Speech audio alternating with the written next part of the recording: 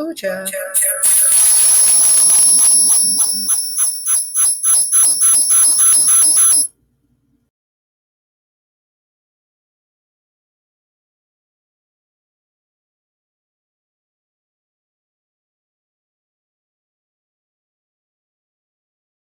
Dja, and welcome to the Reshert Sherety Uaa. Today is August 15th, 2022, and we'll go ahead and begin our session today.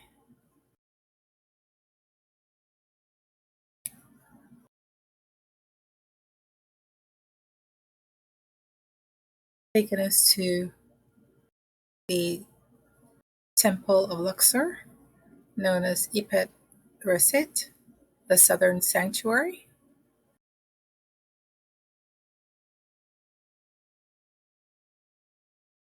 located in Luxor Kemet.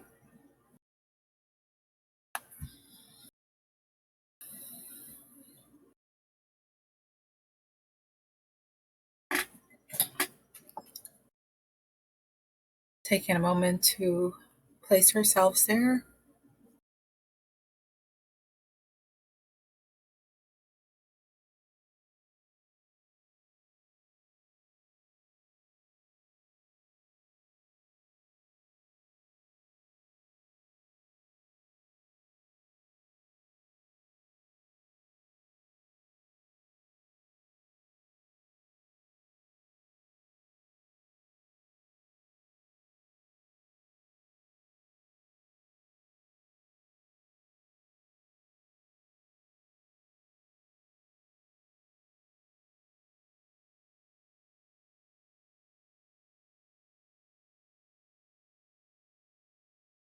What's interesting about the mind is that the mind can be fooled and tricked.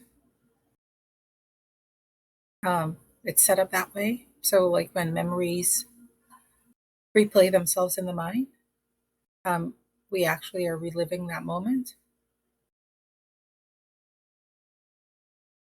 So, if we see this image and we actually place ourselves there, whether we've been there or not, the mind can accommodate the imagery and the feeling that goes along with it of being there.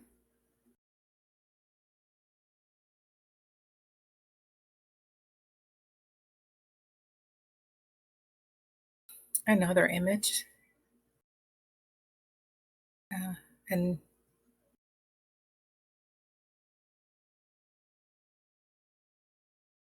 creating and eliciting more sublime feelings.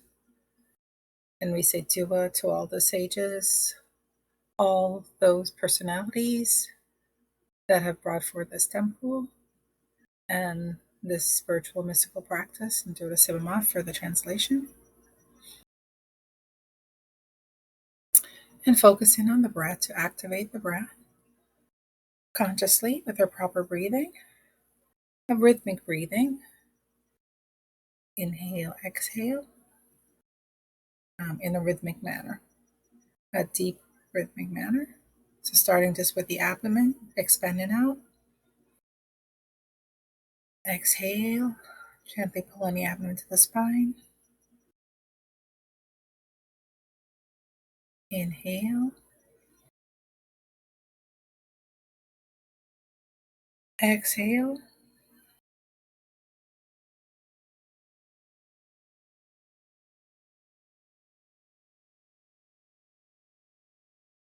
Inhale.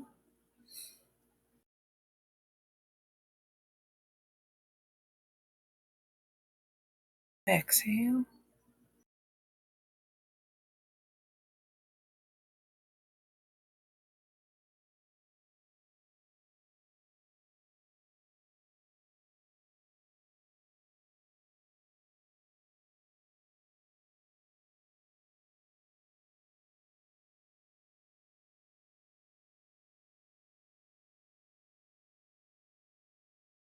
Activating your altar.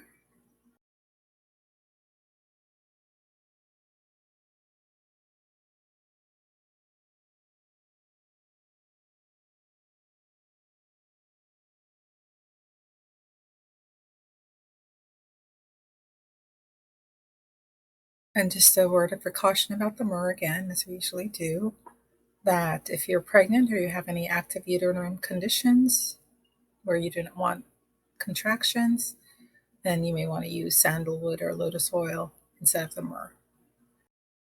Other than that, myrrh promotes calm emotions, balanced mind.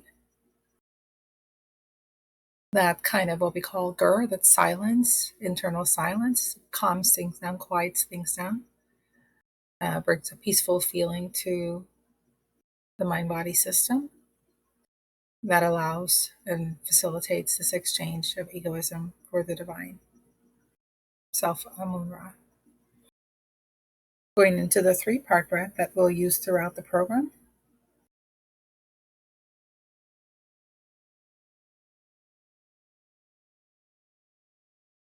Inhale, abdomen, chest, and shoulders.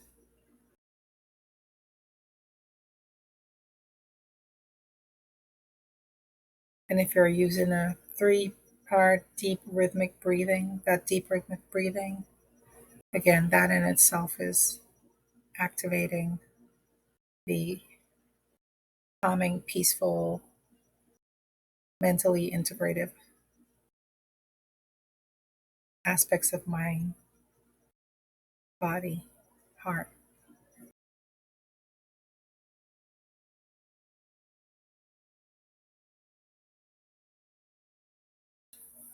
Chant an Om, further activation for spiritual energy and awakening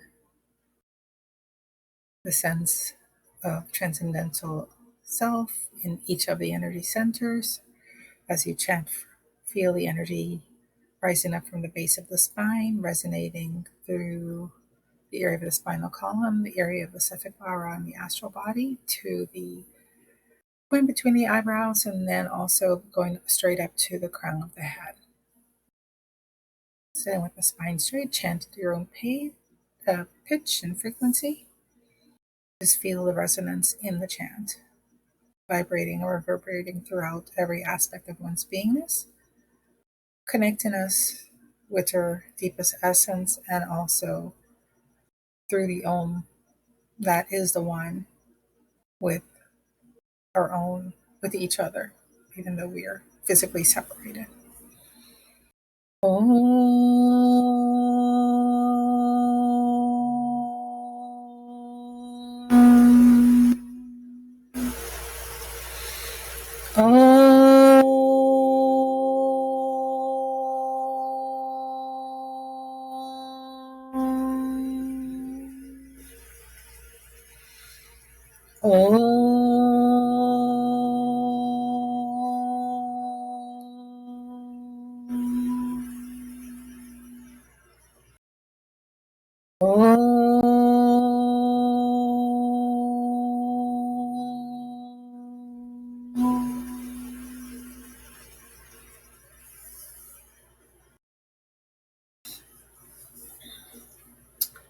Before we enter the process of entering the temple of further cleansing, is that we'll engage in a process of forgiveness of self and others for any errors or any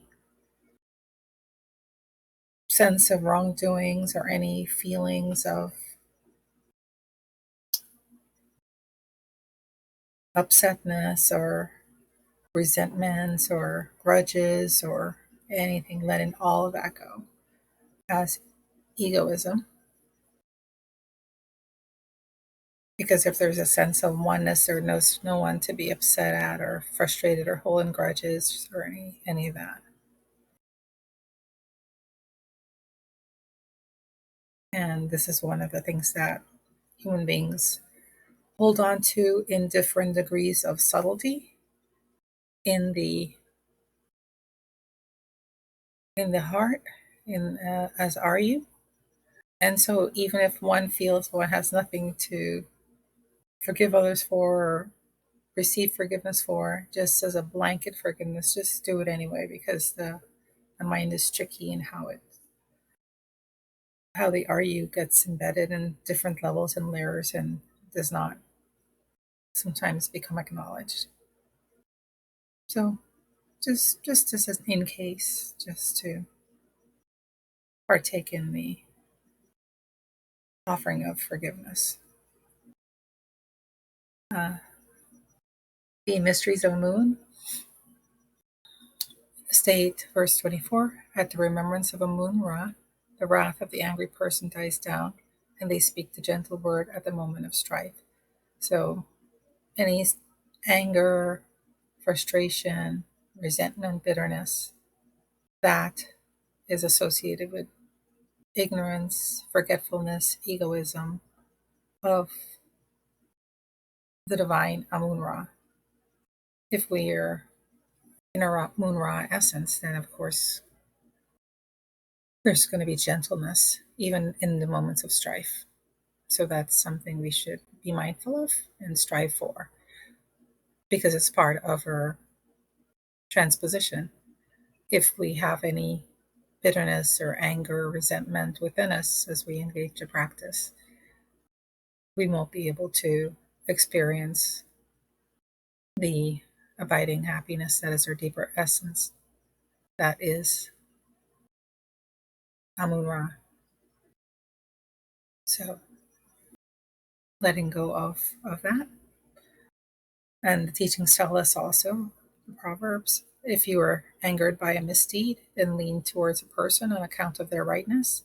Pass over the misdeed and don't remember it, since the divine was silent to each one of us on the first day of our misdeeds. One cannot force another to grow beyond their capacity. So we cannot force others to change, or wait till they change, or wait till they forgive us for us to forgive them. We just have to cleanse our own negative RU. So just take a moment in your own way of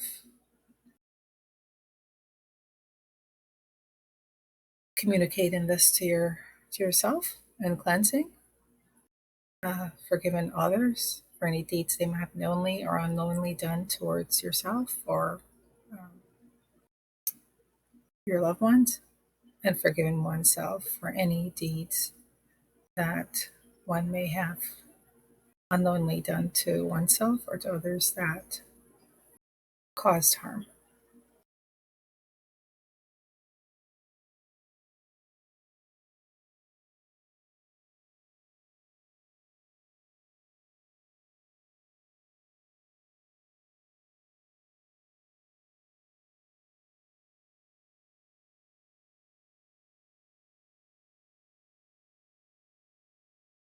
You can even visualize just like a scissors, just cutting any ropes or ties or bindings, fetters related to this, just cutting them loose or untying them, the uhateju, relinquish them, just untying any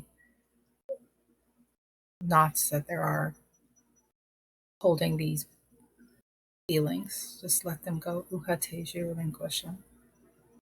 And they're based in ignorance, letting go of the ignorance.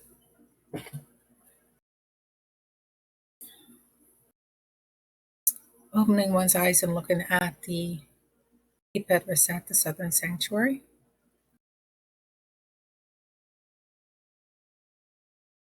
And again, visually, mentally take oneself there.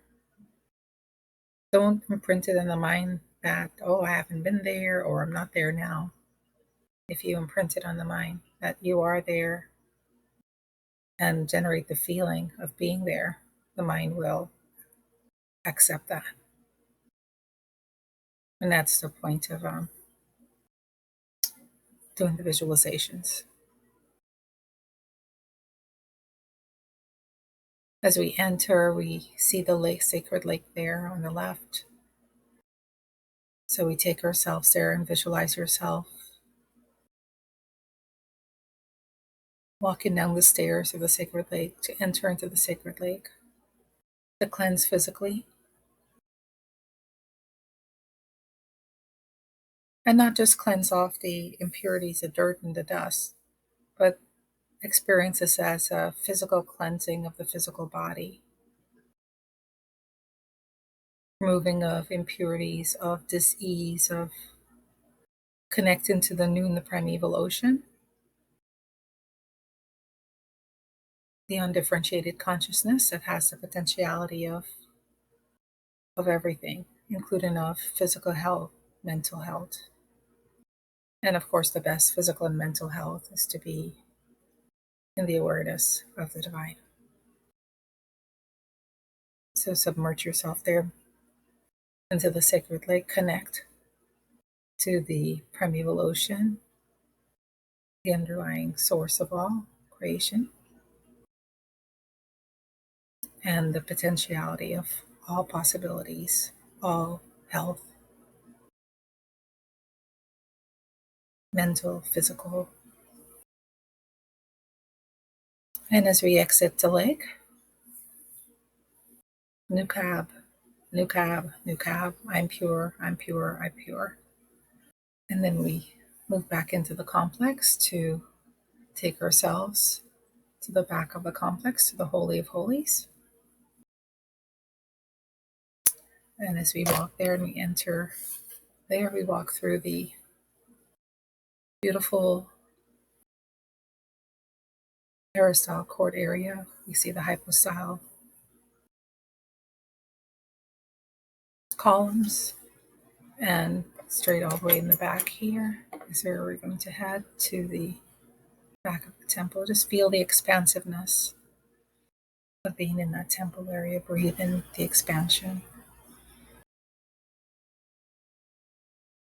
And as we go to the 4-column hall and the southeast sanctuary, we're introduced to our panel,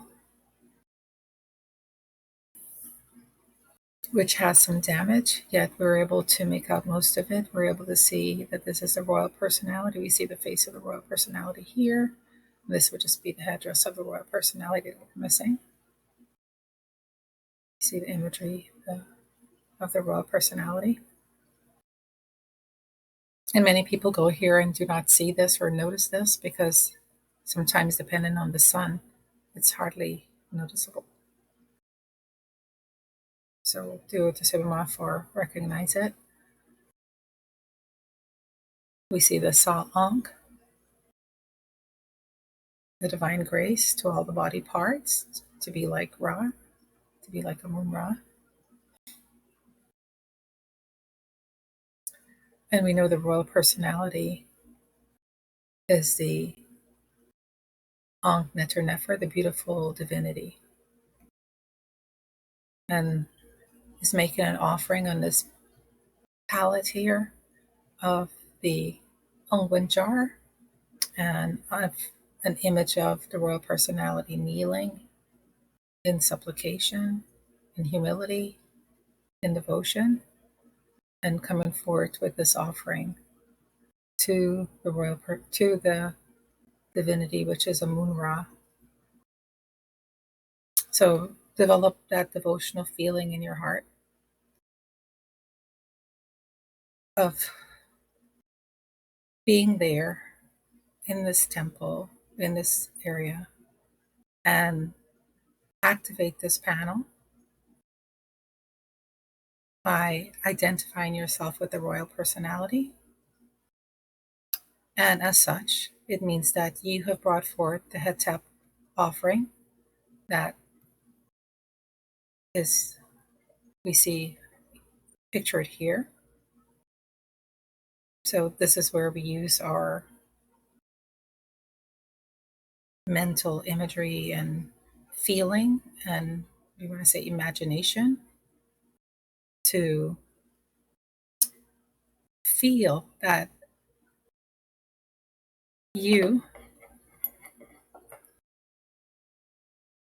are a royal personality and you have set up this Hetep offering table. And of course, Hetep offering table means non-duality, means transcending egoism and experiencing that there's only oneness and one divinity, and you are that actually divinity. So even as you look at the panel, start to experience that Amun Ra is the very essence of who you are.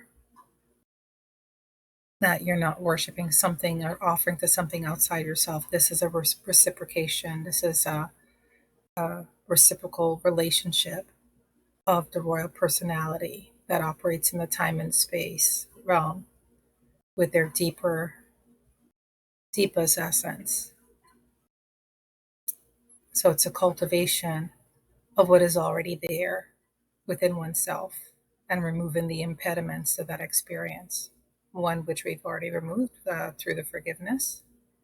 The second way we've already removed through the noon, primeval ocean connection to all,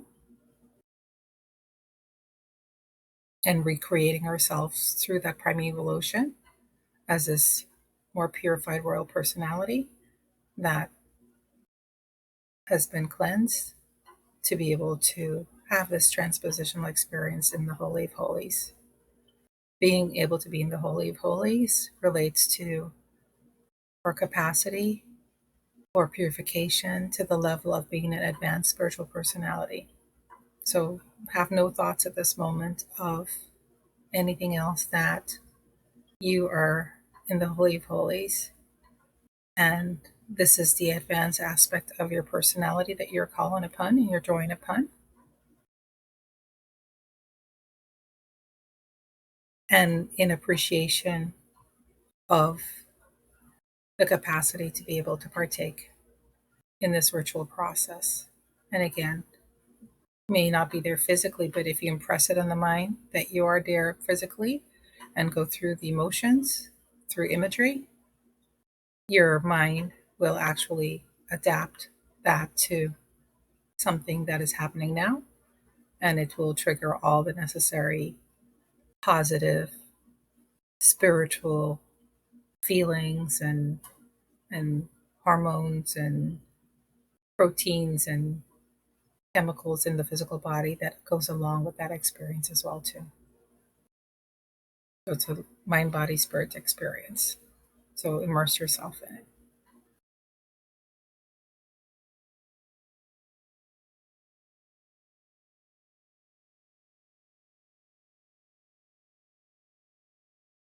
So just to give some reconstructive imageries to just give a better imagery for the visualization, for the sense of feeling of there, what the middle panel is what we were just looking at, what it looks like. And the left are images taken from other temple panels with similar imagery, and just kind of superimposing the offering that's being offered here on this piece that was taken from another panel. And this is what it would be looking like with Amun Ra sitting here with the Uaa scepter. It's hard to see again, as I said, with the Uaa scepter, with the Ankh in the left hand. This is what would be over here on this side. And the Hetep offering, this is supposed to be a Hetep offering imagery, and the Hetep offering table that we see, which simply means transcending, not simply, profoundly means transcending duality. So that we are going to let go of our identification as our misidentification as of the who I am as the mind body personality, the royal personality. That's the what I am. So that's okay. Nothing wrong with saying I am whatever one's name is. That's the what I am. That's an aspect of the overall being process. However, it's not the who I am. The who I am is Amun Ra, the non-dual unitary consciousness of Amun Ra. So breathe into that.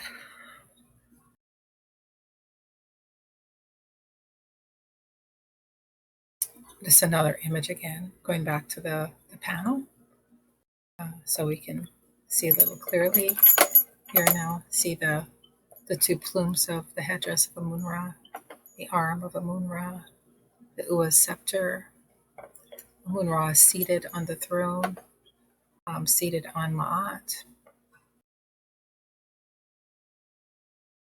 You can see the left hand, the Ankh, and the feet are coming down here. And we can see the Hetep offering table, meaning non-duality, and the royal personality, wearing the kilt. So you visualize yourself as that royal personality in that position, holding the offering, a miniature statue of oneself, kneeling, holding the offering vase. And this is just a closer up of the scripture related to it that we're going to read.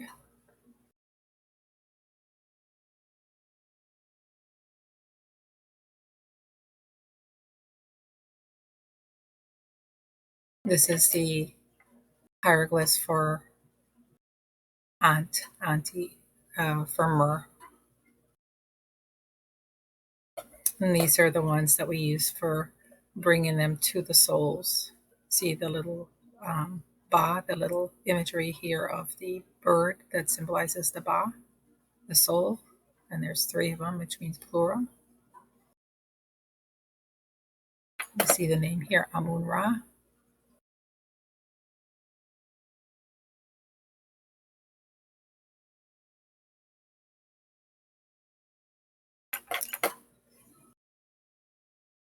And a closer up here of the statue of the royal personality with the offering vase,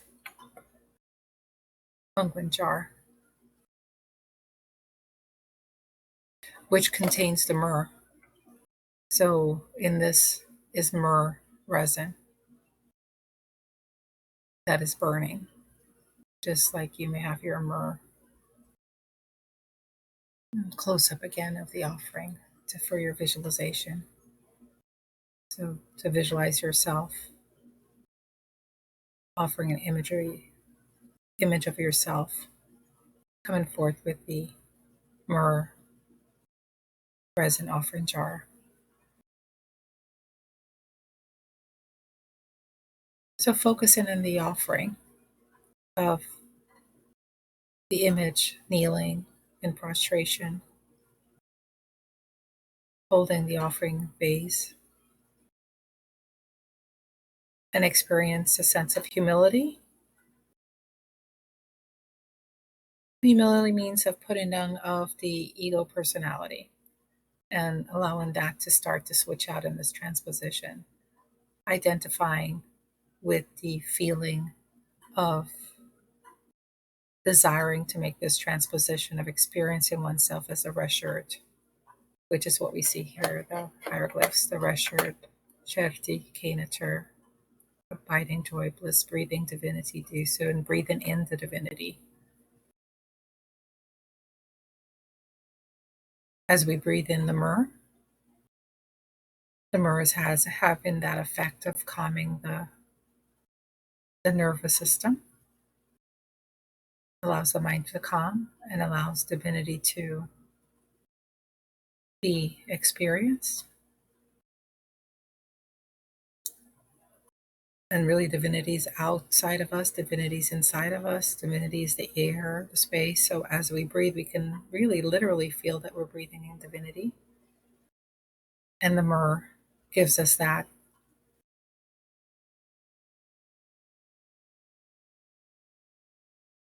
odor of a divine smell. And when we smell, it goes directly into our brain. There's no brain blood barrier to filter. It goes directly into the nasal region, the nasal bowl, and it goes to parts of our brain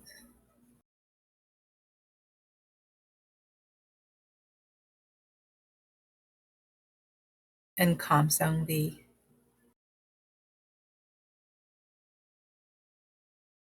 nervous system and activates the aspects that are peaceful and calming, and calms down the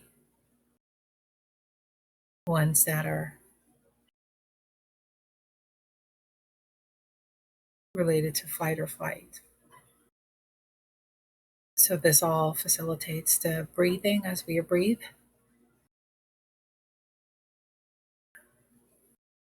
There's also a connection to our ethereal light aspect, or shuaku, through the breath.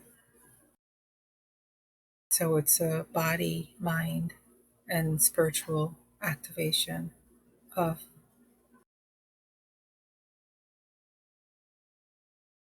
the capacities within our being that allow us to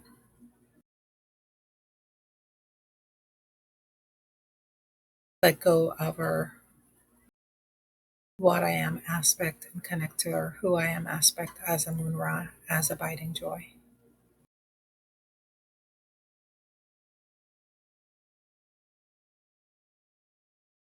And this is a dynamic aspect of humility and the process that we're coming with our hands. See the two hands holding. Feel that those are your two hands holding and offering this divine surrender, giving yourself up to completely experience your divine essence, giving your personality up, your awareness of the personality. You're letting go of the awareness of the personality and instead switching to the awareness of one's divine self. And there's a surrender of letting go of the personality for this time period, at least. And the dynamic aspect of surrender is that, and this is like surrender to the divine, letting go completely, not feeling you're giving up anything of yourself, but you're actually becoming what you truly are, realizing that what you truly are. And for that, it takes effort. And you're coming not empty handed, but your offering hand and your statue hands are both filled with offerings to facilitate this process. So it's a dynamic humility, it's a dynamic surrender of self effort. Breathe deeply into that process. Completely letting go.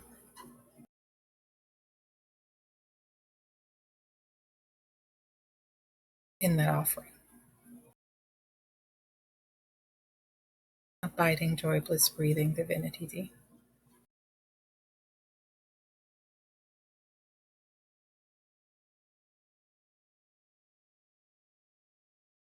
So focus in on the bliss in the breath. With each breath, feel, use your imagery. Again, the imagery, if you can visualize it with a deep feeling, you can experience it. And this is because it's the true essence of who you are. So it's not even pretending, it's more about letting go of that which we pretend to be or we misunderstand ourselves to be, to actually stand in our truth of who I am and allowing the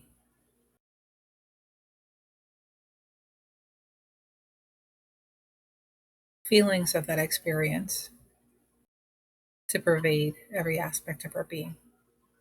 And it is a blissful experience.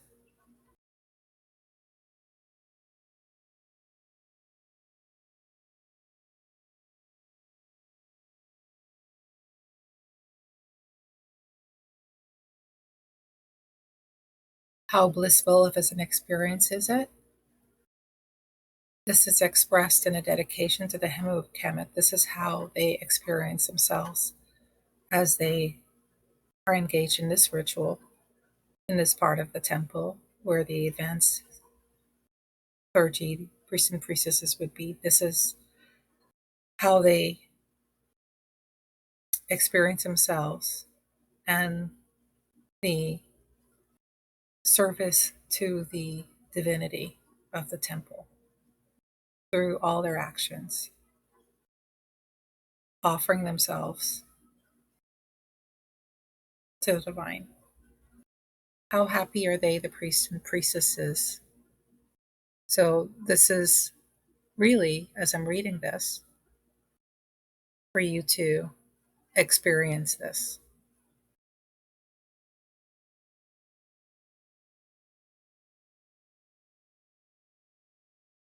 No listening to little voices of how to do it, or I'm not, just allow it to be. Muster it up. You can use thoughts of being happy, some happy experience, some experience you had that allowed you to experience the happiness, the inner happiness, and muster that up and use it and apply it to here. That's fine. If the mind is not cooperating to experience it here, bring something else where you were in that state of happiness here. When we're cultivating this process of abiding happiness is only to be experienced in our divine nature. The pleasures that we experience from other situations in life are all just droplets, little exudations of the deeper happiness that we allow to seep out, that we give ourselves permission to seep out, and we experience this pleasure related to certain events and situations and persons that we have conditioned our mind to associate with pleasure at least sometime. And so now we're reconditioning it to say that, hey, it comes from our own deeper essence. And that is the source and the only source. And I want more than these little droplets of pleasure that I get. I want the depth of experience of abiding happiness. And this panel is directing us that it is the essence of who we are. And it is divinity, our own divinity. And we can access it. So how happy are they, the priests and priestesses who celebrate your majesty, O great divinity. So having that reference for our own divine essence and the sense of humility and service of the temple of the divine, and who do not cease serving your temple. Those priests and priestesses who elevate your power, exalt your grandeur, fill their hearts with you. So allowing your heart to fill with your divine essence, Amun-Ra, abiding joy.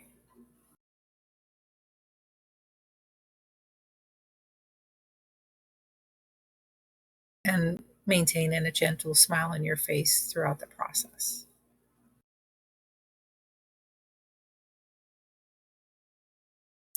We'll go ahead and we'll have a reading of the scripture. You're welcome to read along or just listen as you breathe. Your deep breathing. You can also engage the visualization, and it's being read that you're there, that you're actually looking at the panel, and you're partaking in the ritual related to the panel.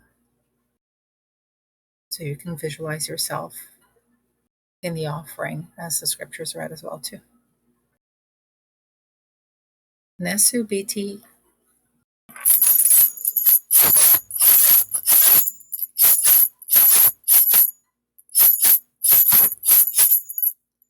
Nesu biti Neptawi.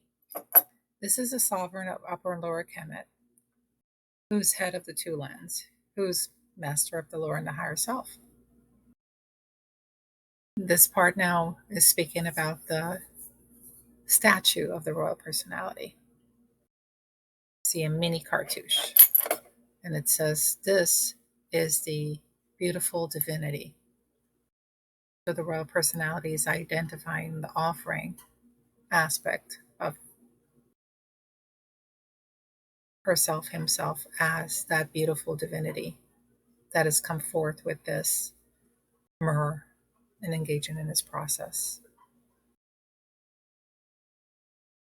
Nebmat Ra Neter Nefer, the name of the royal personality, Lord of the truth of the Creator Spirit. This royal person is a good divinity in their capacity of likening themselves to their true nature as one with the divine. And now we read about the transposition that's going to take place, or that is taking place with Amun-Ra, one's deeper divine essence. We see the image here on the left from a panel in the Nefertari temple, which shows a composite of a moon with the ram head, the divinity, Ra, the sun disk, and then we see the mummy swathings of Asar.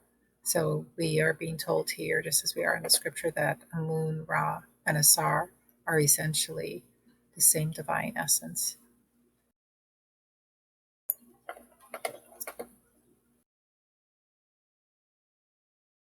Medu J Ari K N Hehu, Uhum K N Hehu M, Andu Men Ka K An N K Er Kest Nebet Kamite, Antien Pun An Enen Bao, Jeba Suten En Nebsten Ankh Wasneb, Amun Ra Nepet. These words are about an accomplishment for your experience of eternity. So when it says that, it means, of course, enlightenment, which is there's only one eternity, but it's emphasizing that this is a perpetual experience. And then after that, repeating the experience of eternity by means of knowing and becoming permanently enlightened and knowing your own generative power. So when you leave this session, when you leave this ritual, then you have become enlightened as to your own generative power of abiding joy within you, and what that is going to carry forth with you. It's not just going to stay here. It's generating a sense of connection and abiding joy and bliss that is going to infuse into everything the royal personality does. And everything that comes forth from the royal personality, that everything is generated, is going to have this infusion. This process involves bringing something special to your personality that comes from the great foreign land. This is a particular gram of sap of myrrh that comes from the land of Punt, and we're bringing it to the souls. And here, souls can mean that we're bringing it to the other royal personalities that are there, the other clergy, and to all those who are partaking in the ritual, as well as souls, as we use it here, related to the Sephik Ra, the seven souls of Ra, the chakras, and bringing it to those, the sense of bliss and abiding joy to each of those energy centers, to allow them to become calibrated to I hate to say recalibrate, but that's to calibrate to their original state of abiding joy, and thus helping to remove the impurities and blockages that are there against our free flow of abiding happiness. This process means an exchange of a royal personality for the Lord of completion, Ra-Tem, a god of final outcomes with all true living power. So this is going to be a finalized aspect, a completed aspect of one's being that one is going to experience this abiding joy. This is Amun Ra, the union of witnessing consciousness, creator, spirit, and soul, and Lord of the heavens. So this is going to be an integration of the subtle aspects of one's beingness to this experience of abiding joy. We see the Reshert Sherety Uaa, Reshert Sherety Uaa. And then the translation, which I chant, is abiding joy, bliss, breathing, divinity thee. And then the contextual that I add, abiding joy, bliss, breathing ecstasy, because one is experiencing the ecstasy of switching the awareness of the ego personality to the fullness of my divine nature instead, and doing so with a conscious awareness and being aware that there's no difference between oneself and Amun Ra, the divine.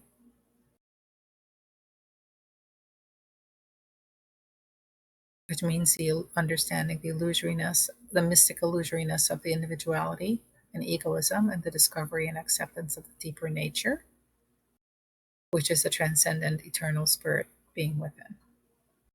And here we see the Anwen Kong. I think this from Hatshepsut, and look, it still has the myrrh resin in it. So it's important to utilize this process to the point that your Ungwen face is just stained with the myrrh resin that just never leaves it. So there's always this flow of the mind to the divine, this humility, this surrender, this transposition. to experience this abiding joy, Reshert.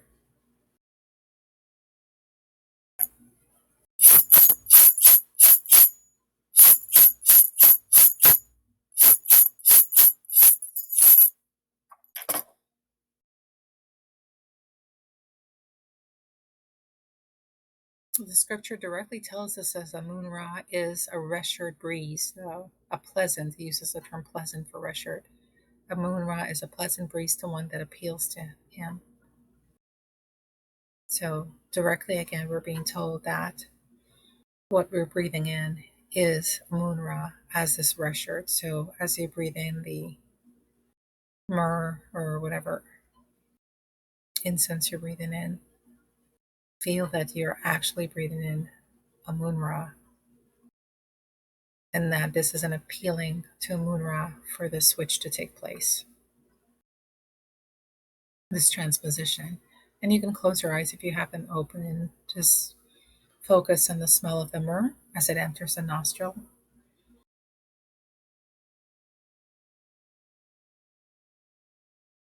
Connecting it with the breath, the deep rhythmic breathing, and with the moon ra.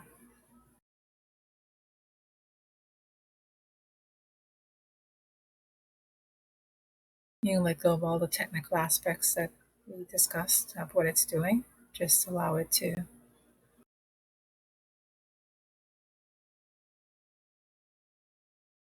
allow the sense that you're being filled with abiding joy through the breath, as if you're standing there with the offering before a moon ra, and just the moon ra is just infusing into oneself.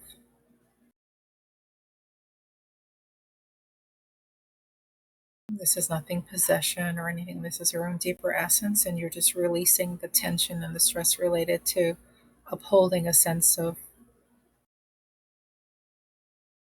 being an ego personality that is different and separate from the divine. This is the highest teachings of Chaitanya, that one is the divine self.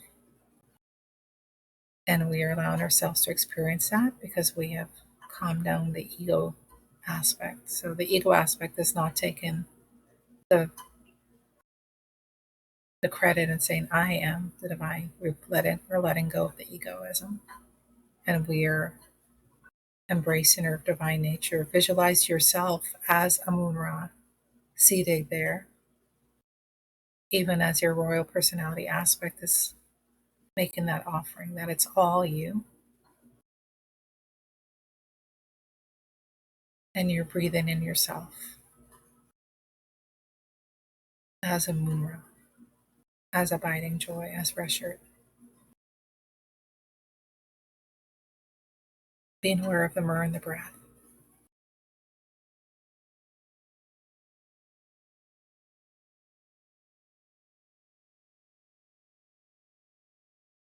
Engage in that conscious desire to switch places with the divine, your own divine essence.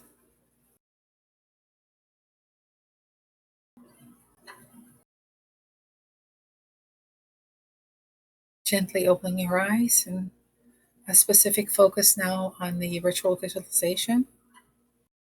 Engage in the three-part breath, and placing yourself there now for these next few breaths. So consciously doing the deep rhythmic breathing, consciously engage the visualization of every aspect of the panel. First with the Ipet offering, and that sense of transcending duality. Visualizing yourself as a moon ra, seated there, and knowing that your raw personality self is the mystic illusory aspect that is offering to your true essence. And your true essence, the Sa'ang, the divine grace it's bestowing, is this abiding joy.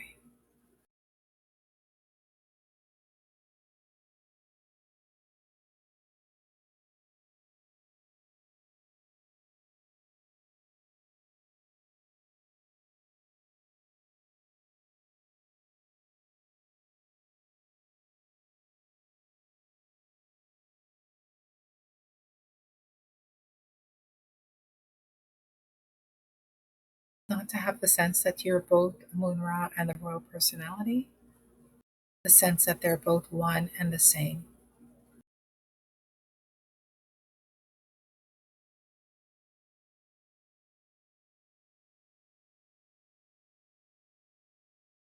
In their deeper essence, the physical eyes will always see them as different because it doesn't have the depth to have the deeper experience of seeing a Moon-Ra physically, but your spiritual eye can.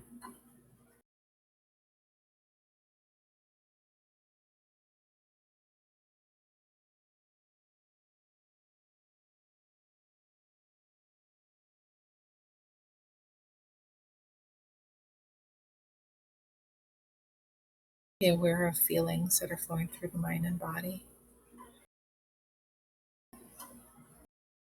Positive feelings, Reshert feelings.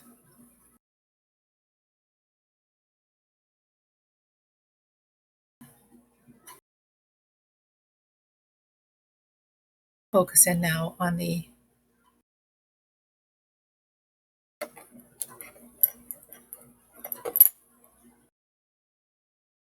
feelings related to offering the statue with the unguent face with the myrrh,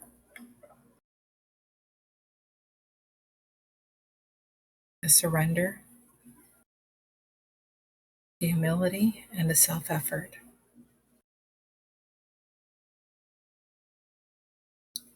And again, the oneness, the one of being a Moon-Ra, the abiding joy.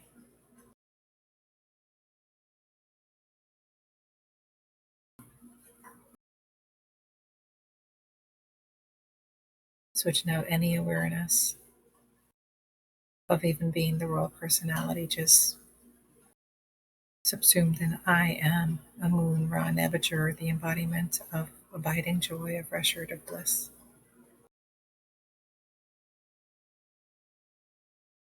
The royal personality has to fully embrace that.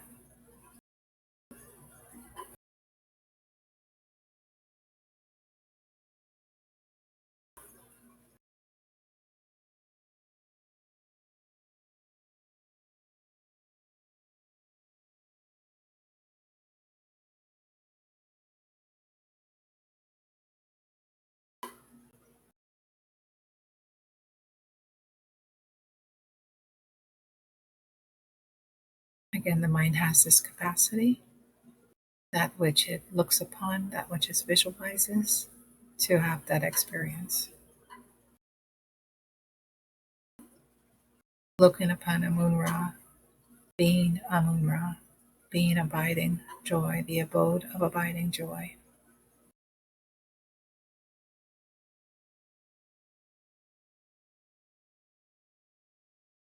We're going to engage the Hekau, the Reshert Sherety Uaa, to embody this whole process and the intention and the feelings. And you're welcome to close your eyes again or to keep them open and look at the imagery. As I chant out loud, coordinate that with your exhalation, and then your chanting out loud will be my exhalation. So your inhalation will coordinate with my chanting, and your exhalation will be your chanting. Reshert Sherety Uaa. Reshert Sherety Uaa.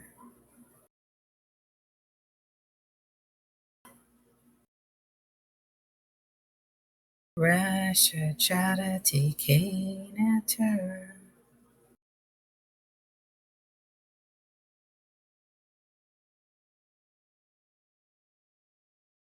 Reshert Sherety Uaa.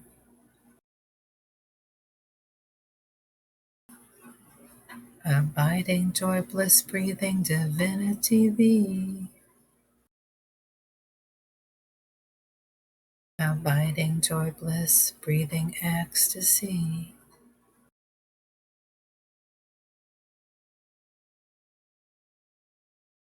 Reshert Sherety Uaa.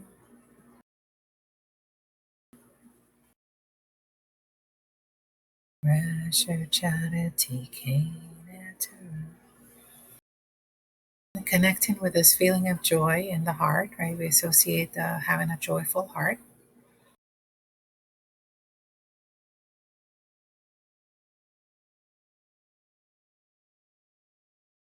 The next few breaths with the chant, as if you're breathing and chanting out of your heart,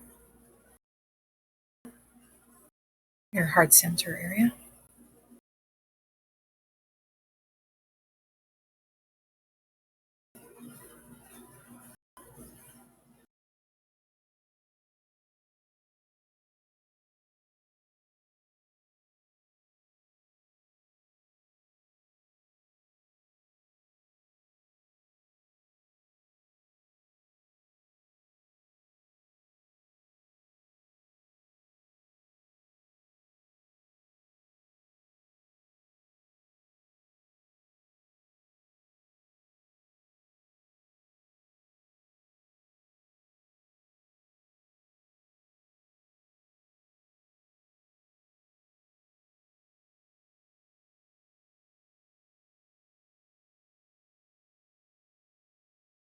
Seating this as a very positive RU in the heart.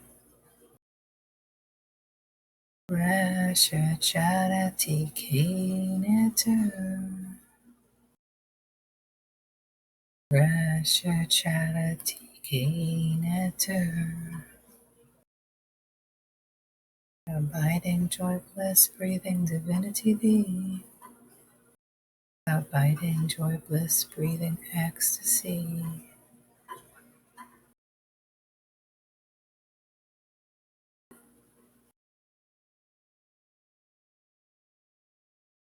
Silently chanting on your own, connecting with your heart center, coordinated with the deep breathing.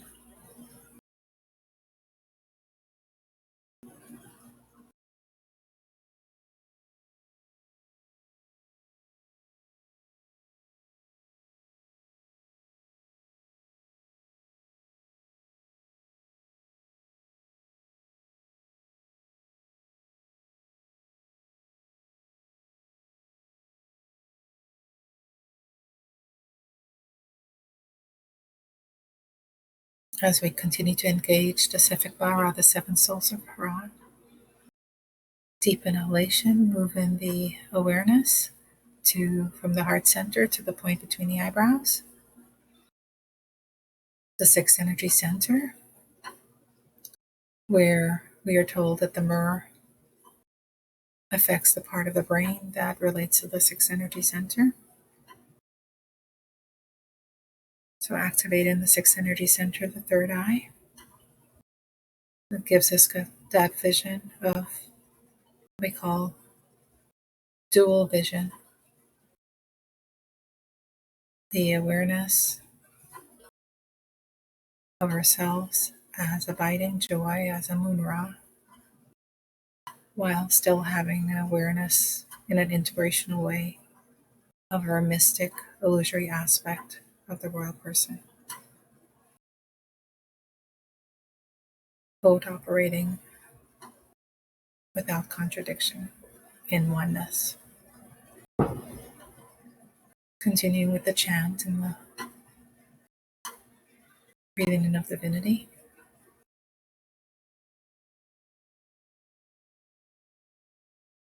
Focus in the third eye area, point between the eyebrows.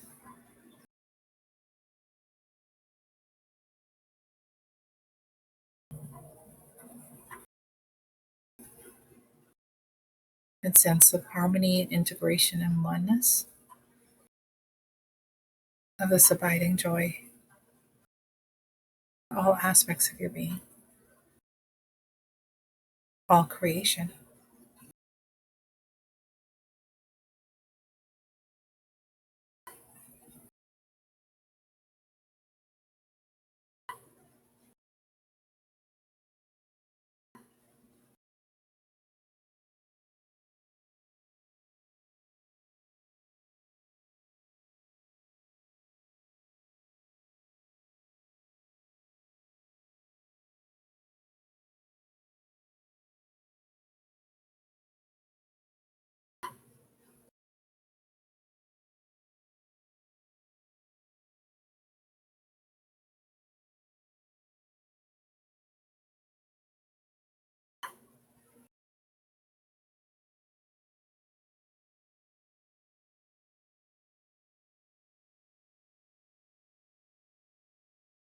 as if you're breathing in and out of the third eye area now.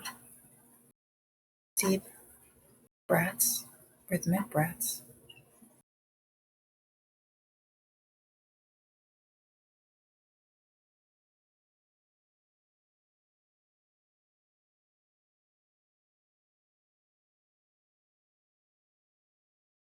Right now, we'll engage a slightly different breathing process. Still deep breathing, still rhythmic breathing, still a focus on the third eye area. Still breathing in and out of the third eye area. And what you're going to do is you inhale. You're going to focus on the slight pause after the inhalation. Allow yourself to just expand into that silence. Not holding the breath, just expanding into the pause as long as it's comfortable for you. And then exhale. And then in the exhalation, allow the exhalation to completely leave you and just stay a moment in the exhalation pause before you inhale again. Completely letting go and surrendering. And just being sustained by the divine self. Again, no strain, no force, not forcing yourself to do it for any length of time, just being aware of it. When you're ready to inhale, inhale again into that third eye area. And just like a little bit suspended animations in the pauses. At the end of inhalation before the exhalation and the end of exhalation before the inhalation, just breathe this way for a few moments.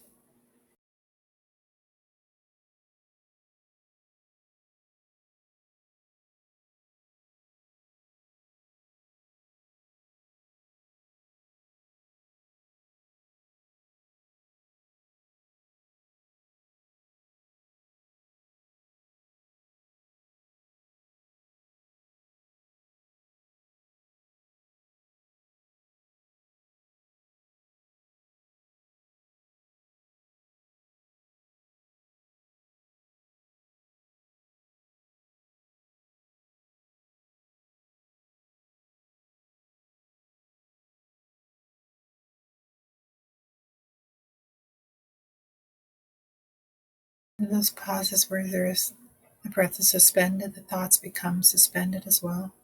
And we're able to get a deeper glimpse of our true abiding joy nature.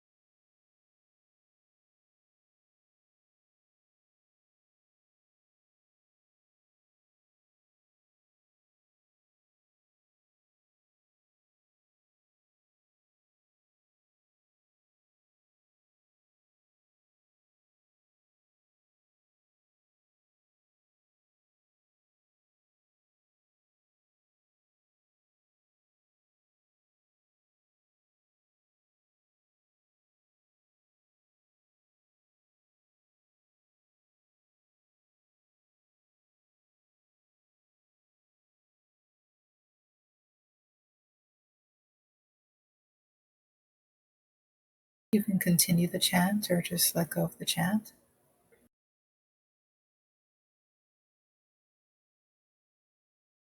You're going to stay here today and just spend some time with this focus at the center that the myrrh is associated with.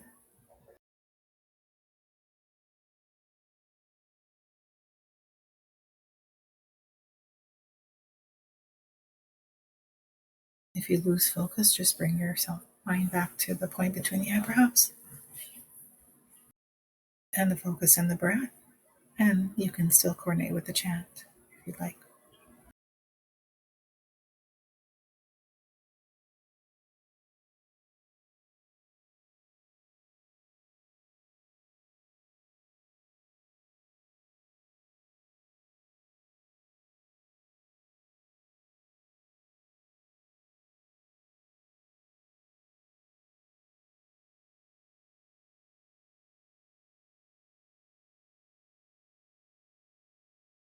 Continuing the suspended animation in the pauses at the end of the breath and before the beginning of the next one.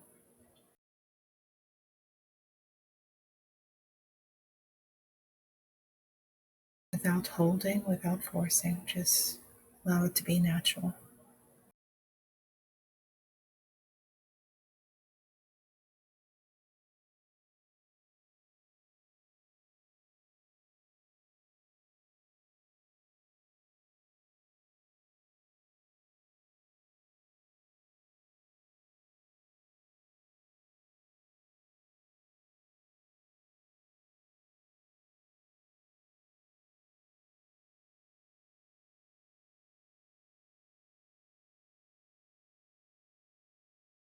Breathe in divinity, each breath.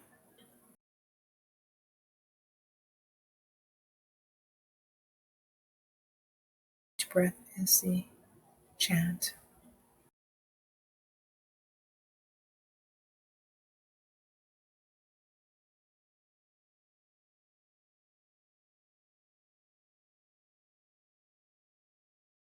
As if you're breathing in and out of the third eye area.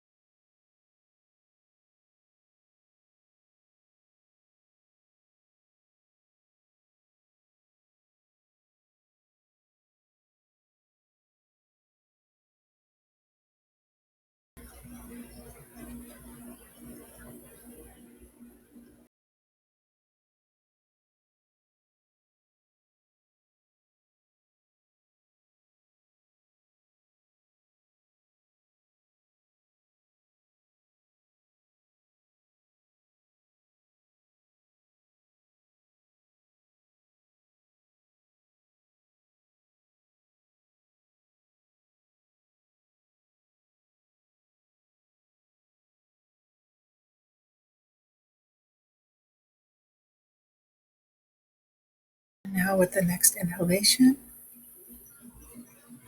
allow the focus and energy to rise up to the crown of the head, the top of the head, the seventh energy center.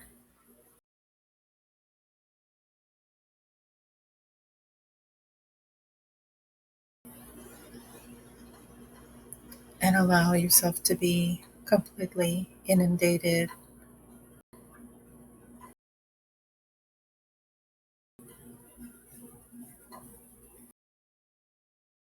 as abiding joy, as Reshert.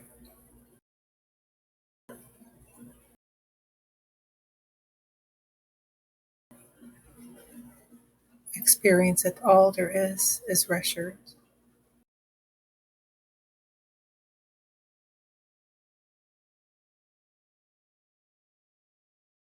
Every aspect of one's beingness is Reshert. There is only Reshert.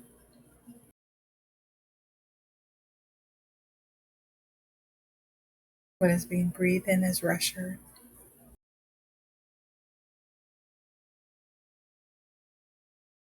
What is being experienced is Reshert, abiding joy. Focus the attention in the crown of the head. Allow the breathing to relax as it wants to. Allow it to flow as it wants to. And allow the mind to be as if just immersed in Reshert, abiding joy. Visualizing a golden light, the crown of the head.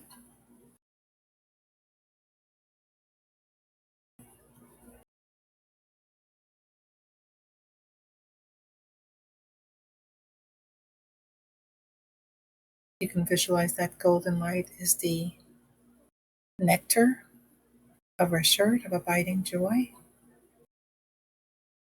and it flows down into every aspect of one's being.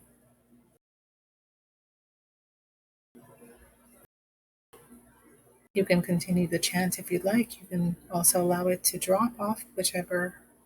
Just allow the mind to stay. If you need to use a chant to keep the mind there, that's fine. And the focus is not the breath, but your body may continue the deep breathing automatically. That's fine. Just your awareness is the Reshert.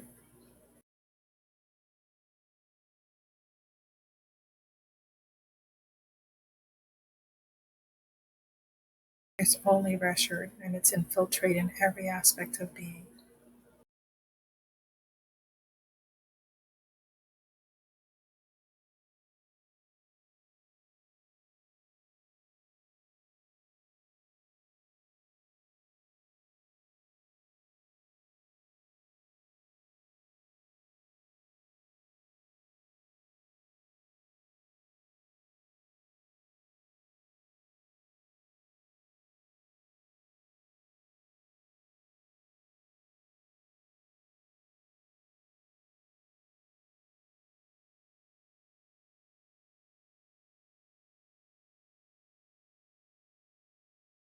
The golden light is of Reshert, that symbolizes Reshert, is encompassing every aspect of being.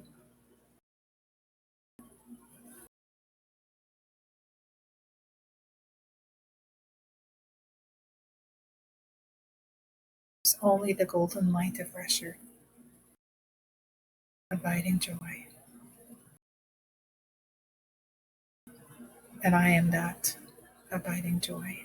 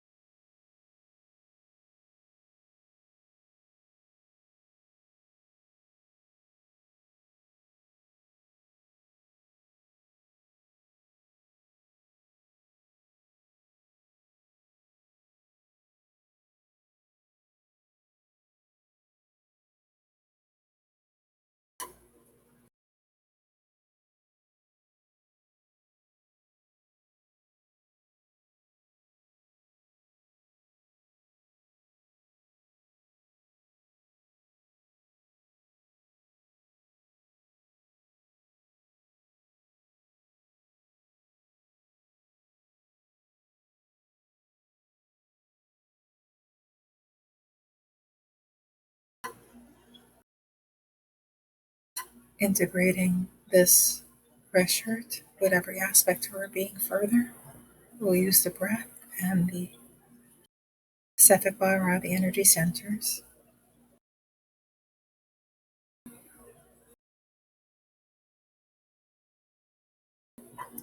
As you exhale your next breath, bring the awareness down to the third eye area again.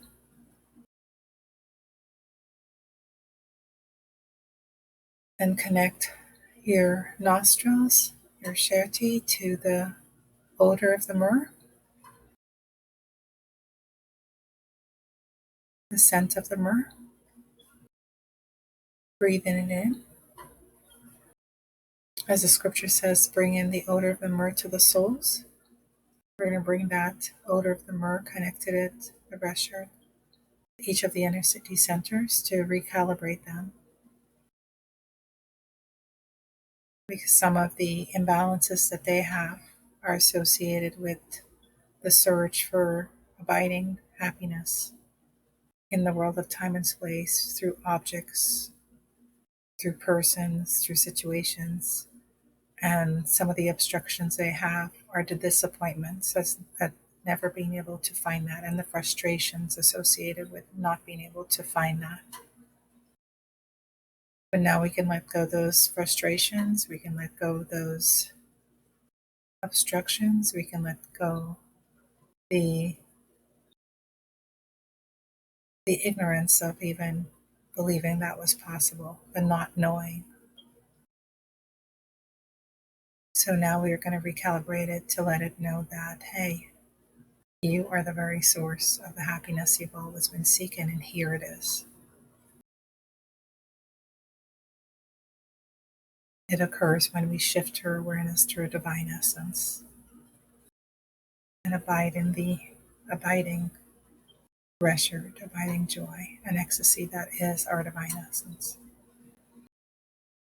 So a deep breath in from the sixth energy center, and as we exhale down, 5 at the throat, 4 at the heart, 3 at the navel, 2 the area of reproductive organs, 1 at the perineal, the base of the spine. Now we're going to inhale up. 1, 2, 3, 4, 5, 6, 7, allowing the Reshert Sherety energy to just disperse and take hold in those energy centers. And then exhale, 7, 6, 5, 4, 3, 2, 1. And then inhale up, breathing in and being connected to the odor of the myrrh and bringing that to all of the Sefik Bara. 1, 2, 3, 4, 5, 6, 7. And just continue for a few more breaths on your own. 7, 6, 5, 4, 3, 2, 1.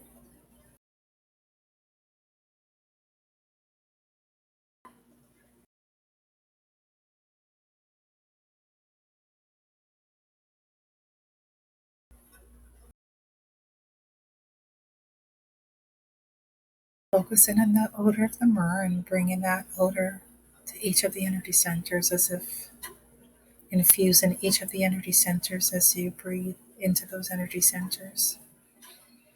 As you're inhaling up, inhaling that myrrh into each of them, that infusion. Bringing that to the souls.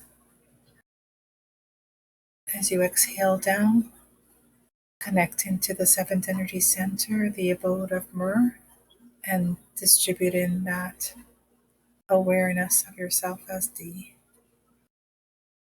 abode. Not just the abode, but allow the experience and feeling of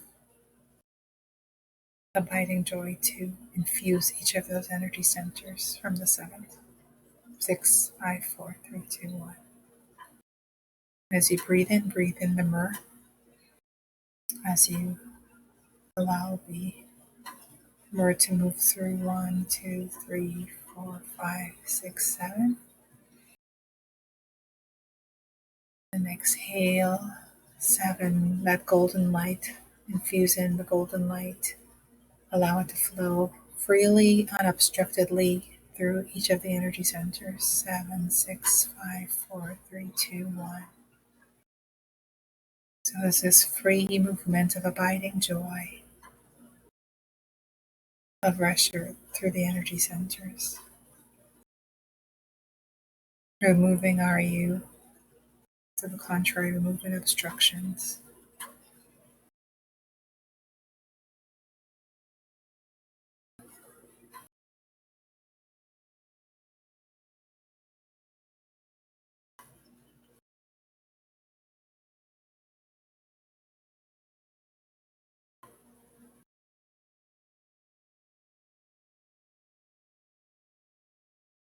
The first energy center, this knowledge of abiding joy, dissipates fear and anxiety,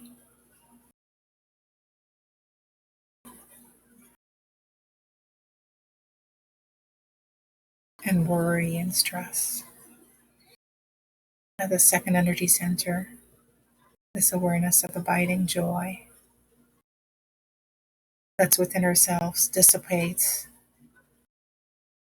our compulsions to reach outside of ourselves for pleasures of the senses and confusing those with abiding joy when we really want to experience abiding joy. But it gets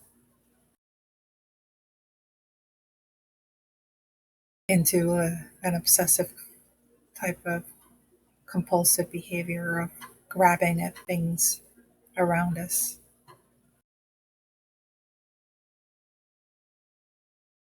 that give us pleasure but not abiding joy. We don't need to grab at anything around us. Whatever we grab at, we just need it for a practical reality purpose. We're not grabbing it just to be happy, to feel better.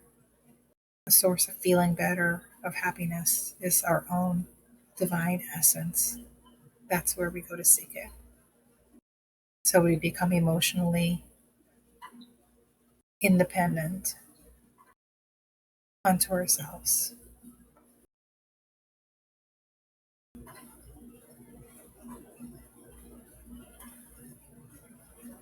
Not codependent in anything in time and space for our happiness.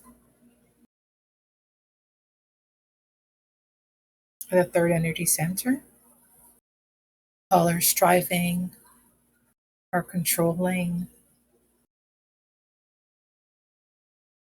to be happy, to arrange situations in time and space just so right, just this way, just that way, so I can be happy. While we can always strive to improve our circumstances to promote the best possibilities for our spiritual evolution, we should not mistake them for that they're going to bring us happiness. Another level of codependency, and therefore need to control people and situations to get things just right. Nothing is going to be just right in time and space ever to give us abiding happiness. That comes from our own true essence.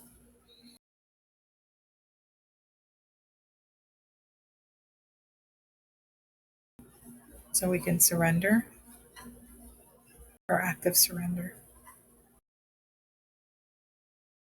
dynamic surrender. At the fourth energy center, all the attachments we develop towards people and objects in time and space, with this illusory notion that somehow they'll make us happy. They're the source of our happiness, when we are the only source of our happiness. Cutting, removing all ties to the misunderstanding of the source of happiness. We can certainly experience pleasure in the company of others, pleasure to objects in time and space, pleasure for our taste buds, pleasure for what we hear, pleasure for what we touch, pleasure for what we smell, pleasure for what we see. That pleasure comes from the awareness that all is the expression of the divine. And the abiding happiness comes from the experience of our divinity. So universal love is equated with abiding joy.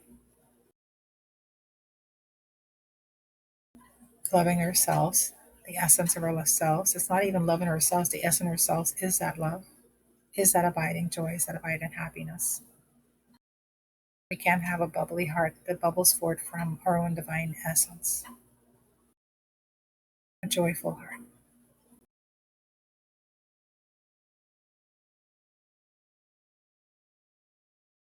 Experience a joyful heart. A Reshert heart. At the fifth energy center of the throat area, how do we express ourselves? How do we manifest ourselves? How do we put forth ourselves as the royal personality? If we are abiding joy, then we will put forth ourselves through cheerfulness, through pleasantness, through positive speech. Dealing with the realities of practical life, but not from a fear-based or an ego-based aspect, but from the essence of not needing anything, not wanting anything from creation, just being a manifestation of the divine and allowing it to flow and express through our personality. Kind words to ourselves in our mind, kind feelings to ourselves in our mind and body, and to others. And the sixth energy center, that integration of experiencing ourselves as abiding joy,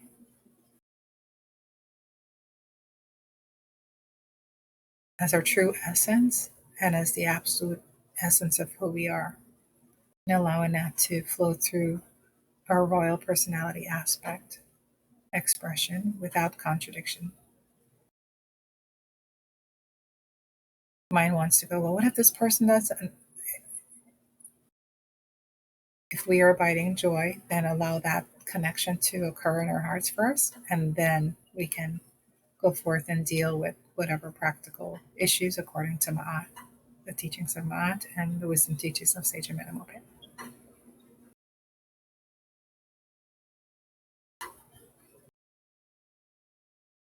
If we switch out of our transposition, then we need to switch back before we engage the world.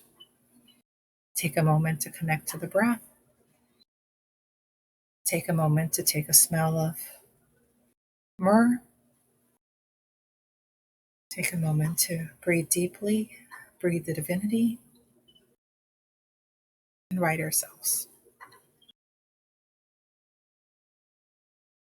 Reshert Sherety Uaa. Reshert Sherety Uaa. Connect into the odor of the myrrh again.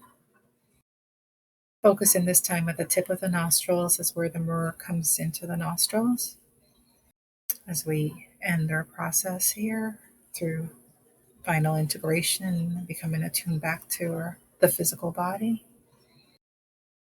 So focus in on the physical nose and focus in on the smell of the myrrh or whatever incense. And the chant again, chanting Reshert Sherety Uaa, as if chanting with your whole beingness. Reshert Sherety Uaa. Abiding joy, bliss, breathing, divinity be. Abiding joy, bliss, breathing, ecstasy. Reshert Sherety Uaa. Reshert Sherety Uaa. Reshert Sherety Uaa. Reshert Sherety Uaa. Om Hatap Hatap Hatap Hatap.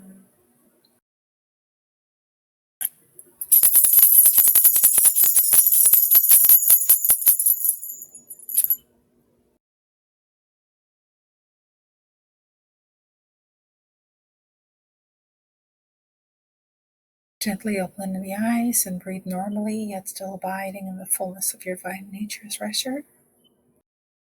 Looking at the two images in the middle, different depictions of Amun-Ra, one in the zoomorphic form, and one in the anthropomorphic form, and that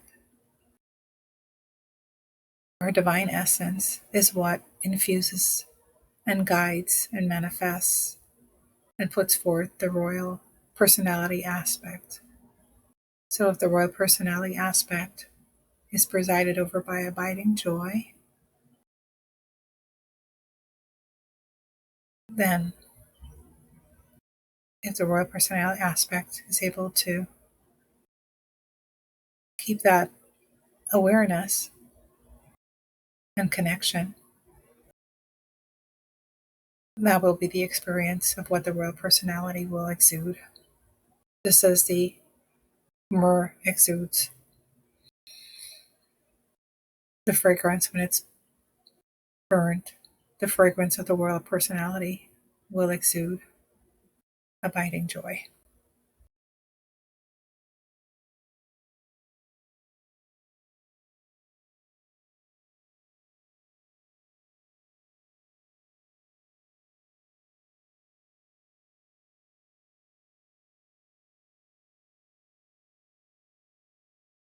As you engage in your practical realities of today,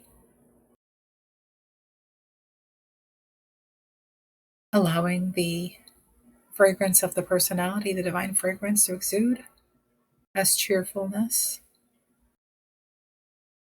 and pleasantness, gentleness and compassion. And for those who are involved in negative actions, just indifference, not to allow oneself to get caught up in that process. Allowing them to grow, knowing that they're in God's hands, and allow them to grow through their own spiritual evolutionary process.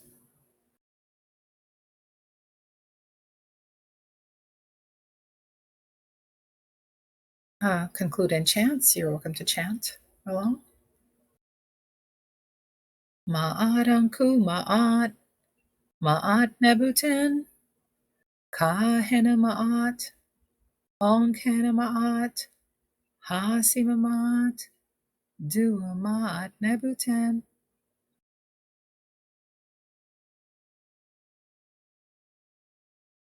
Ma'at is a source of life. Ma'at is everywhere I am. I rise in the morning with Ma'at. I live with Ma'at. I let every limb, every aspect of my being join with Ma'at, and I let Ma'at guide my actions. Adorations to Goddess Ma'at that is everywhere I am. Amasuan paneter, saksuamitan paneter, adwanuma kiri paharu. I give myself to the divine, I keep myself daily for the divine, and I let tomorrow be as today. Attempt.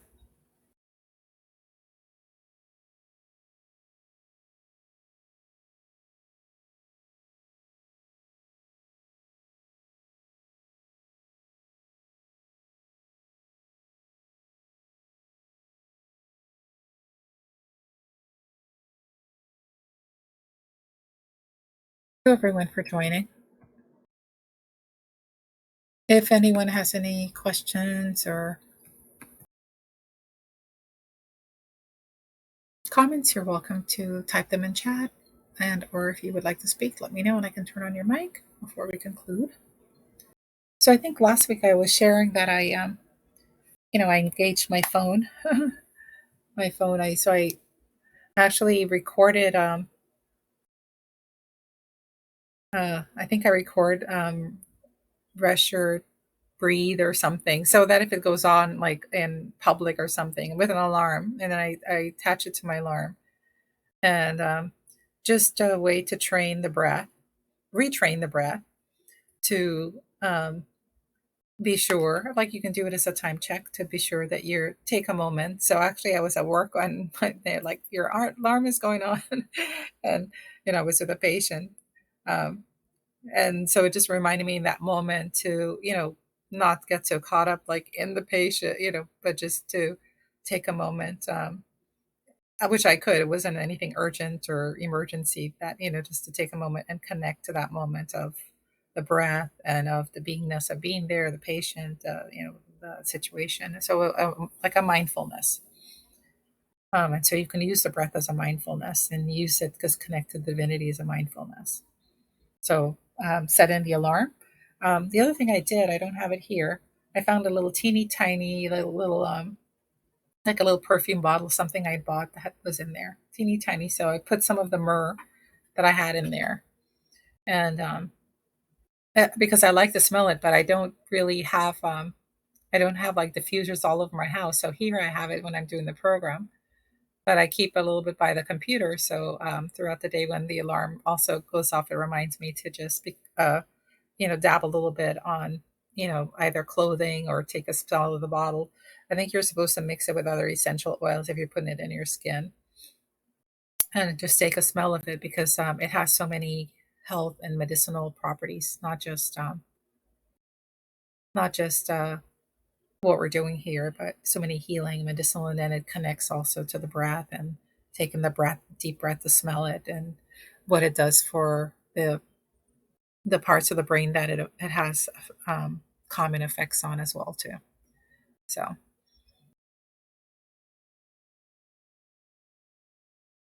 you can try that this week and see how it affects you. Uh, I guess I've been given a lot of thought about the 90 to 95% of the thoughts that are recycled from the unconscious mind. And ideally, if we did not have these obstructions in the mind, ideally then enlightenment could be spontaneous, could be right away. So the we're practicing the teachings.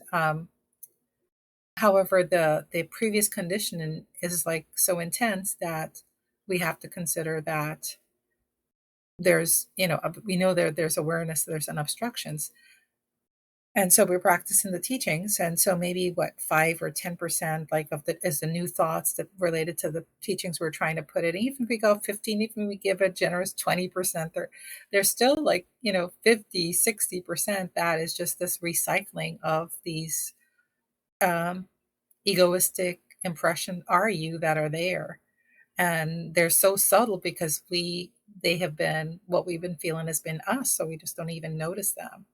So the more we can interject throughout the course of our day, in a way to be keep that mindfulness. So in sound nebular meditation, it's called awareness and meditation. Here it's called breathing in divinity.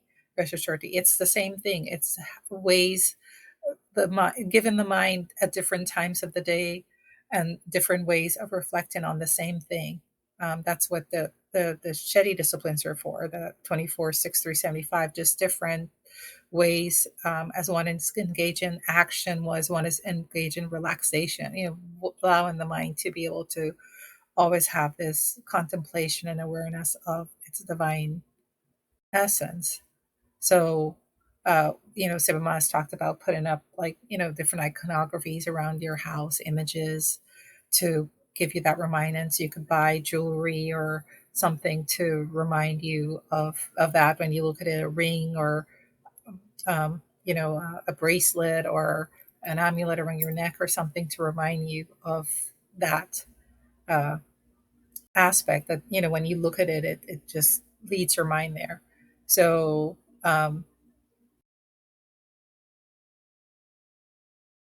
if you were initiated in the temple, of course, the temples, they do that, images of the divinity all around.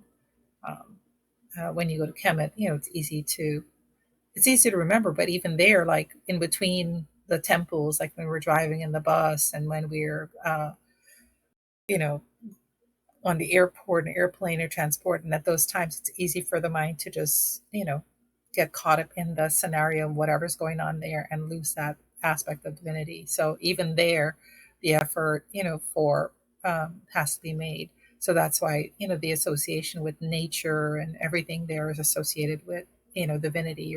You're walking in Geb, you're looking at Newt. It's that awareness that we are in a divine space always, and we are always that divine netter for ourselves.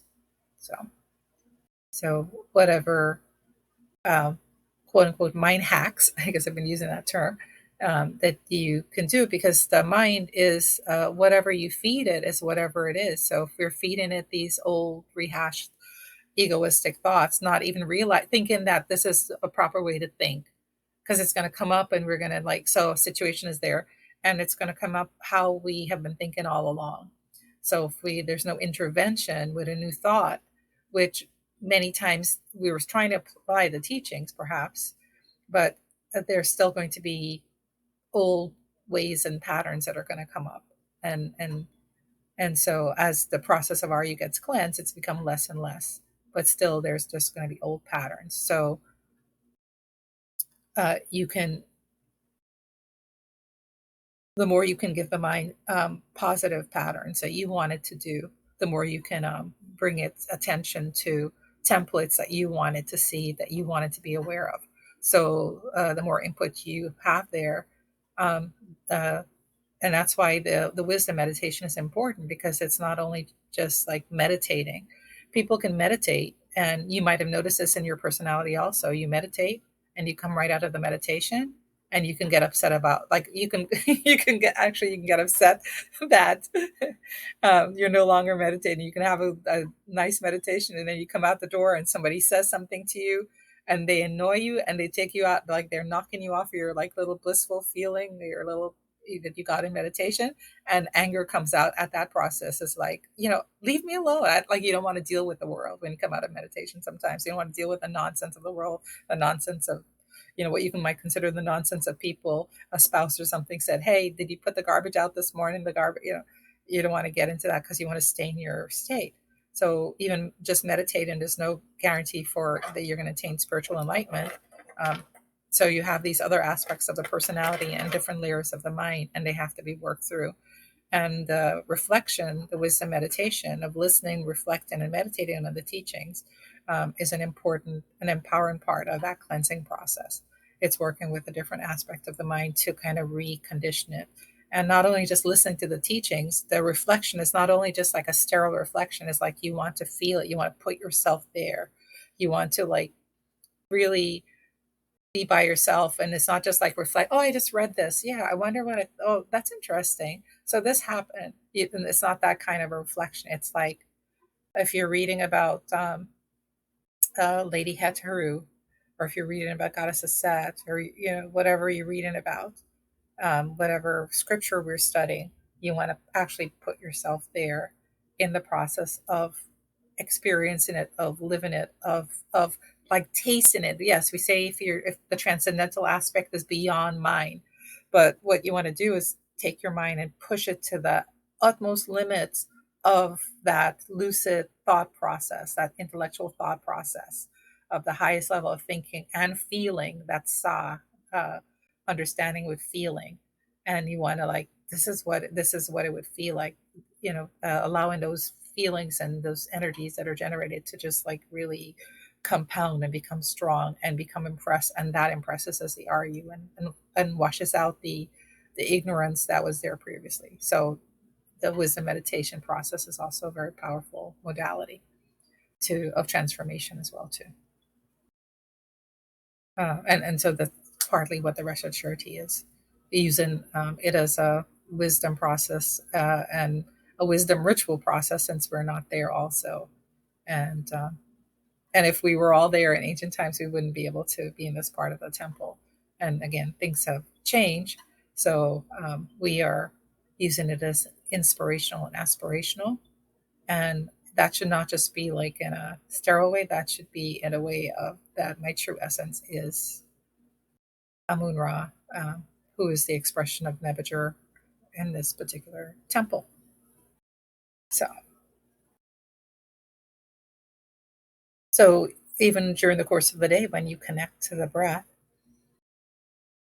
not just breathing, but connect to that feeling of abiding joy, of having a joyful heart.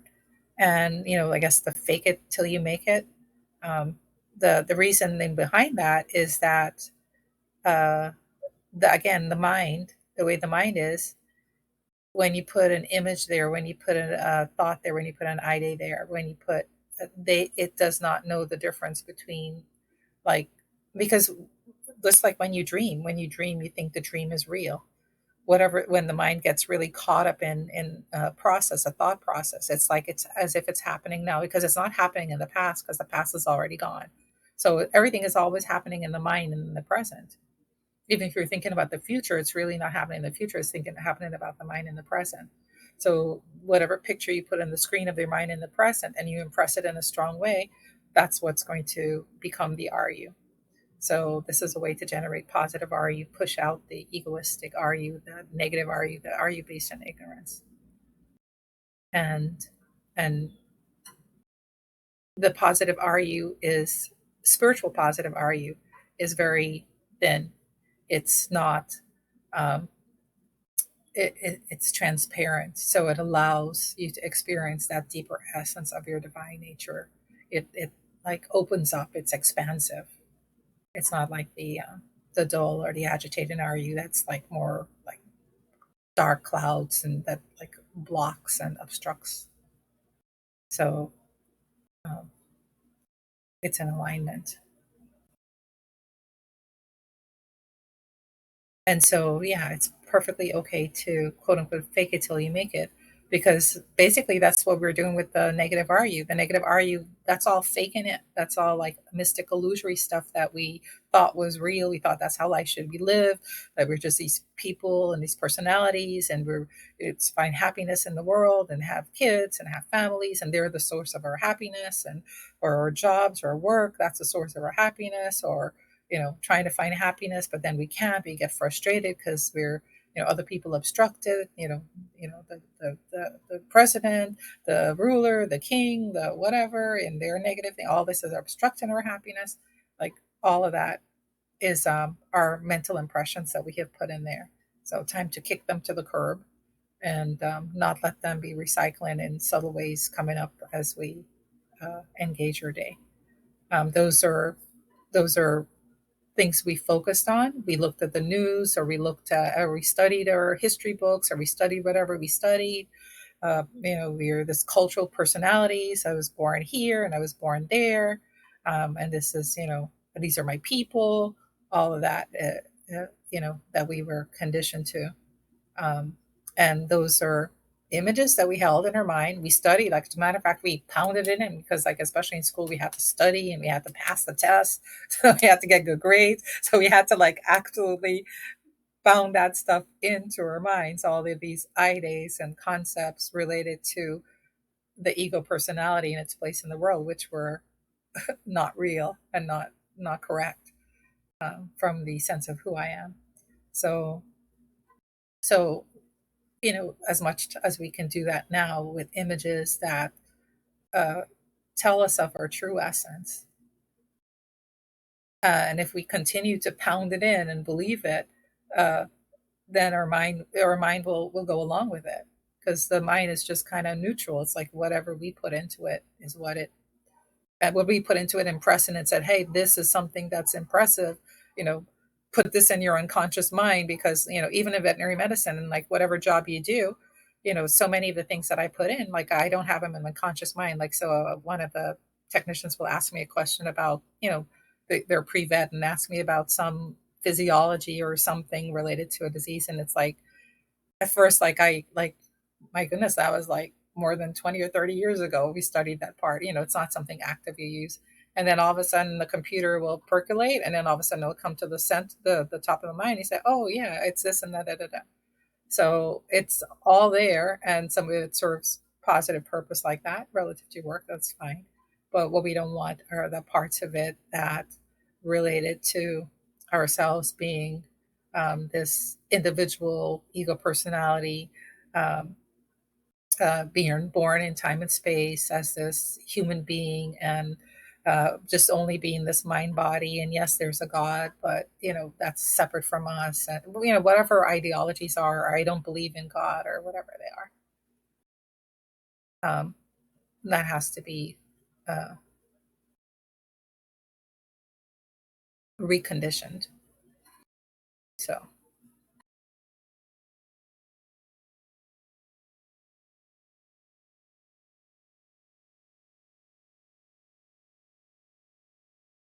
And before the spirituality, I used to always think that I used to like not want to do mind hacks, because it was like it seemed like it's just a mind game, because like you would do it, but then the old thing that you want to hack out of your system, you want to get out, would come back.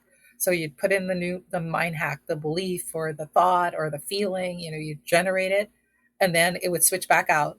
So I just would feel that, like, well, what's the point? It's not working. It's just like it doesn't work, because I would feel like what you're just trying to fake it to yourself, but the real you knows what you feel, and you're just trying to put on, like, say, oh, I don't feel that way anymore, I'm going to feel this new good way. And you're trying to convince yourself you can, oh, I'm going to feel this new good way, and then the old way would come out still. And so I would just say, like, well, it's not working. The old way is the real, and this new way, my old way knows that this new way is just like a mind hack I'm trying, or a little game I'm playing with. So I'm trying to make myself feel something or be something or think of something that is not really true. So no, I have to change the essential nature of me. This is not going to work. And so that was not correct. I did, like, back then I didn't understand that the way the mind works is that the old stuff will keep coming up, because it's what's been programmed, but the input of the new stuff is important to keep putting it in. And if one puts it in, uh, keeps putting it in long enough, it will take over the programming. So, it's like if one digs a hole, a deep hole, and now the hole is there. And then, you want to just like, he said, oh, that hole is there. Oh, that shouldn't be there. That was it. That I shouldn't have dug that hole. Uh, so, okay, here's the pile of mound of dirt and I want to fill it up with. So you take a few shovels of the dirt and you throw it in the hole, and you still see the hole is just there. So you go like, oh, it's not working. My 3 scoops of shoveling didn't fill up the hole. That doesn't make sense. Like in that analogy, you would say like, oh, I have a lot more shoveling to do to fill up. Oh my goodness, I really dug that hole deep. Let me keep shoveling. Let me keep shoveling till that hole is full. And you're going to keep shoveling till the hole is full. So you're going to keep working at it until the whatever was the previous work that was in error is corrected. And then, you're going to pat it down and go like, okay, well, gosh, I'm glad that hole is no longer there. I filled it up. So however long it'll take us to fill up these holes of egoistic impressions that we put in ourselves with correct understanding, it for each person it's going to be different, and it might take longer for some of the impressions, and some impressions may be shorter. So there's no really time limit in it. It's just one has to continue to do that work, and and the transformation will be there. So same thing with the Reshert Sherety. Again, it's like the abiding joy is there, and like we've covered it up, like so you see it like as a like oil in the bottom of, like, or water in the bottom of a well. Like you're digging for a well, and there's oil at the bottom of it. And we what we did is like we covered it over, we layered it, we didn't know it was there. So we didn't know there was a well there, we didn't know why the hole was there, and we just like put all this dust and dirt and everything on top of it.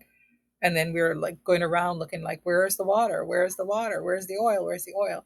So now we are learning, oh my goodness, it was there all the time. And we covered it over with all this digging everywhere else where it's not, and put in that dirt on top of it. And now we've covered it over, and now we have to go back and dig it up. And it's going to take time and effort, and devotion.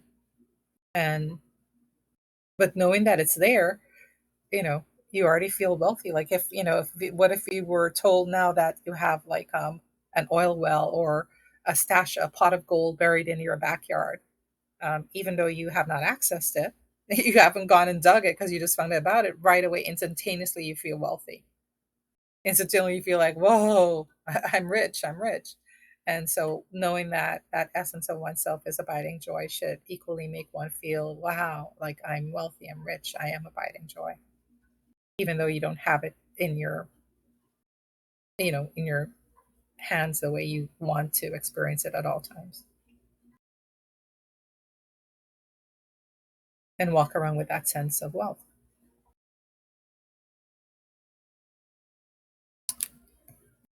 So do it for joining. Anyone has any comments, you're welcome to type. Other than that, have a rest your day, everyone. Blessings.